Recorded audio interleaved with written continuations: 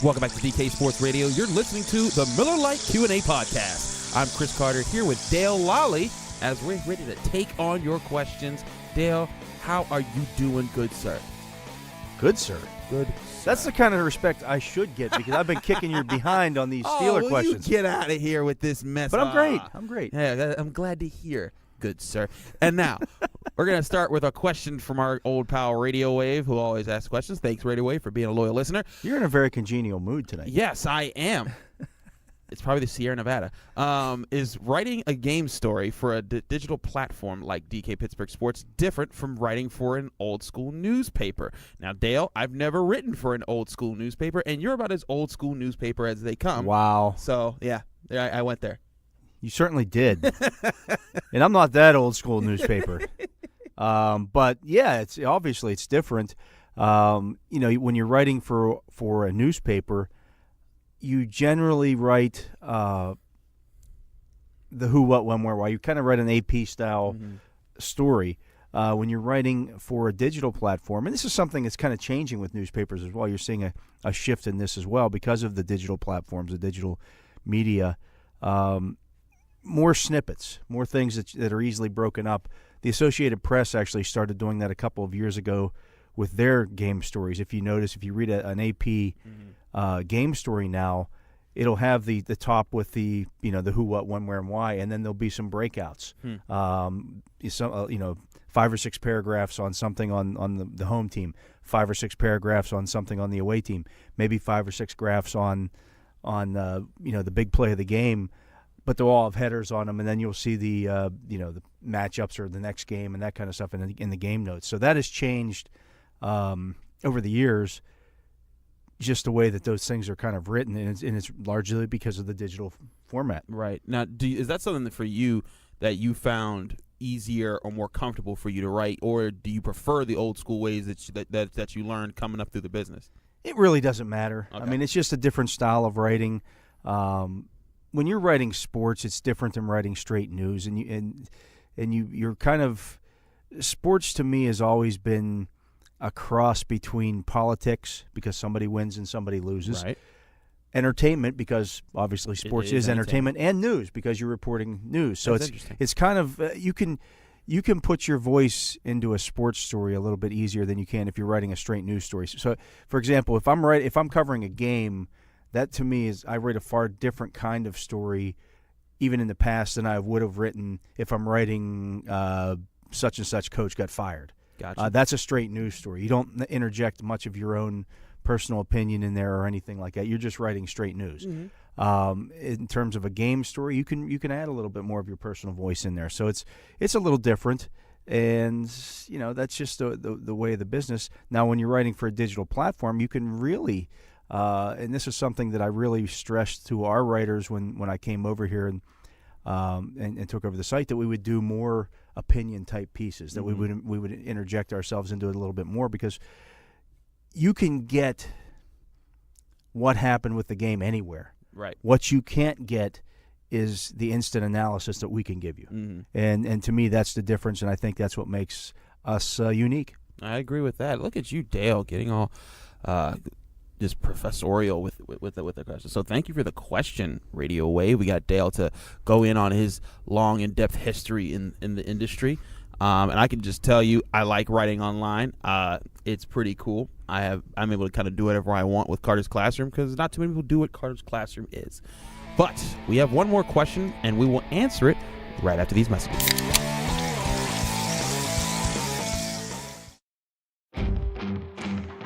Miller Lite is the original light beer, and we'll always brew it to have more taste, with only 96 calories and 3.2 carbs. Because we believe that if you compromise on taste, you can taste the compromise. Miller Lite. Hold true. Great beer, great responsibility. 2018 Miller Brewing Company, Milwaukee, Wisconsin. Average analysis, 12 fluid ounces. Less than 1 gram protein, 0 grams fat.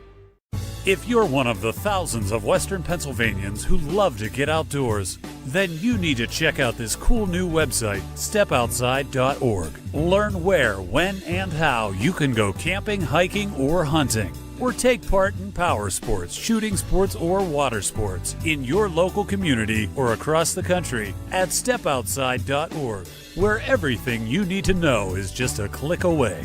That's stepoutside.org. What I want from my public accounting firm is big ideas. But I don't want to lose the personal attention. My company needs global capabilities. From a firm with local ownership. And I want to work with industry experts. Who take the time to understand my unique challenges.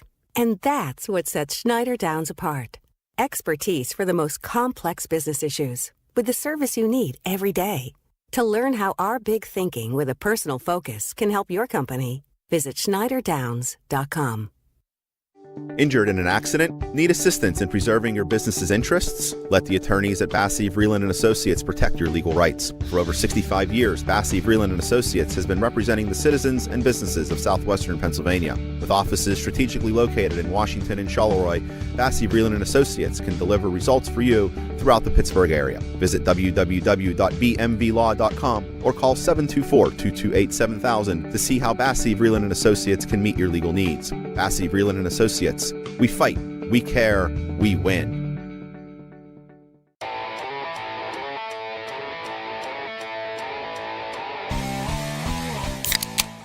Welcome back to DK Sports Radio. You're listening to the Miller Lite Q&A podcast. Chris Carter and Dale Lally here answering your questions. We're going to crack open another one here. Donnie Mason asks, what is the big takeaway Coach Tomlin has after his first look at their season schedule?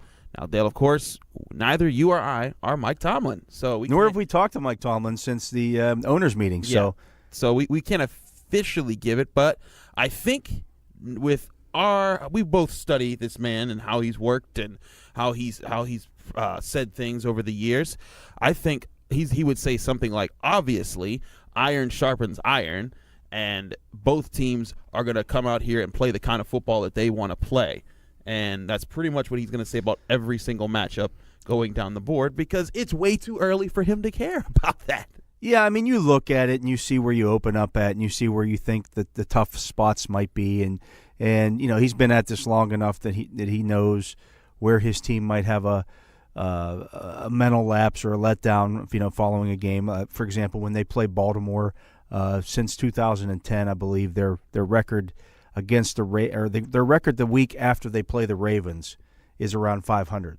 Their record overall in that time span is well above 500. So there's some mental stress, or there's some mental weariness after playing a game against the Ravens. So, you know, you do look at those kind of things, and you look for the potential scheduling conflicts in terms of travel and those kind of things. They start looking at those kind of things. But by and large, I mean, they knew who they were going to play. Right, yeah, the opponents, they were set as soon as the final regular season game got finished. Yeah, so that was not a surprise to him.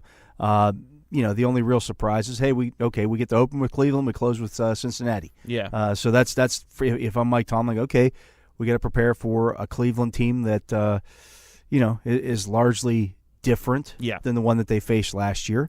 And like they saw, because the Browns almost beat them in week 1 last season. I mean, that's the one point in the year that the Browns, they can believe in themselves because they don't have any wins or losses. Well, that and you know, when you have a bunch of turnover or changes in coaching personnel, like last year, for example, Greg Williams had come in, right, and so you had a whole new defensive scheme that you hadn't seen. I mean, nobody's showing anything in the preseason. No.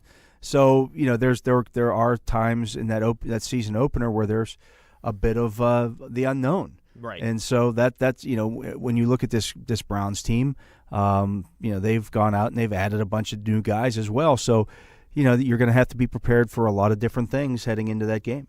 Are there any, I guess everyone wants to talk about, you know, the Steelers, they always lose to teams sub 500. That's ridiculous. In this narrative. 14-2 in the last 2 years against teams that finished 500 or less. You know, that's me being sarcastic with that. But I know. I'm just throwing it out there. And I appreciate you doing that. Are there any teams on the schedule that you look at and you say maybe that's a trap game because this team, or not necessarily a trap game, but that team is going to be a team that everyone thinks the Steelers should bulldoze, but they could be a lot better than what people expect. Yeah, I mean, I think you look at the Monday night game. Is that a Monday? Yeah, Monday night game in Tampa Bay in Week 3.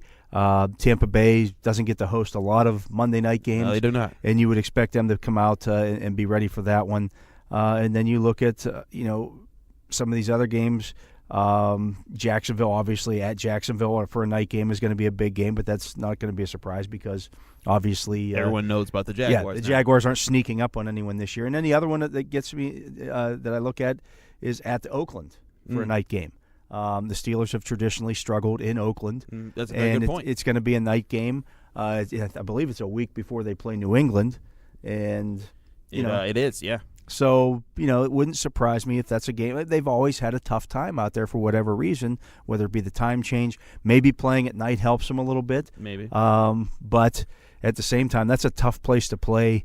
The fans out there, I mentioned this in our Friday, not the Friday Insider, Saturday's installment, site stuff, that Oakland fans, Raiders fans, are the worst fans in any sport in America. Over Philadelphia Flyers fans. Not even close. Over Bengals fans. Not even close. Wow. They're that bad. Raiders fans are the scumbaggiest group of scumbags who have ever scummed any bags in this country. Scummed any bags. Wow, there you go. Man, that's a real tough thing. Like, mentioning the Flyers because the Penguins just beat the Flyers and their fans were chucking beer cans at the Penguins players and stuff. They chuck bodies in Oakland. They chuck bodies. Hey, take this guy with you.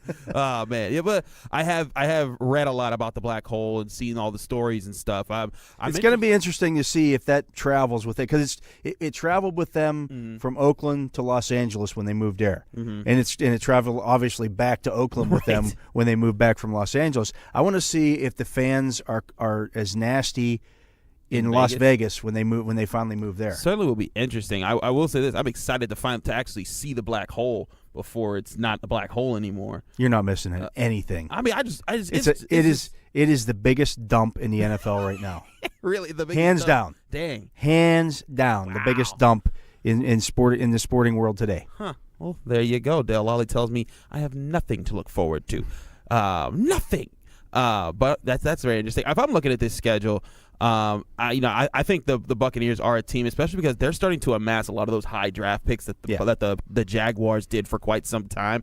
I think that Hargreaves kid is going to be nasty in the secondary, and I think they're going to get another piece for their secondary in this draft, whether it be Minkah Fitzpatrick or Derwin James. But yeah, I think that they're a team that people are going to be looking down upon, and they could sneak up on you right quick. I think that the Broncos, believe it or not, if they get another pass rusher for their defense, I think that their team could really get after it. And I think Case Keenum's, if he can be what he was for the Vikings last year, and they give him a running back, maybe there's something there.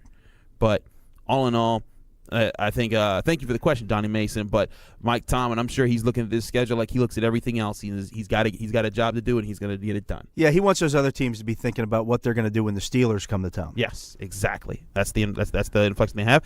And Dale, that's all the questions we have. Thank you to Donnie Mason and Radio Wave for your questions. And thank you, Dale, for doing the show with me. It's always good to be here. Be sure to keep listening to DK Sports Radio. We got a lot of great content coming out. Steelers show. Pirates are trying to get back in it after being swept by the Phillies. And, of course, the Penguins are moving on in the playoffs after defeating the Flyers. All that and more coming at you on DKPittsburghSports.com.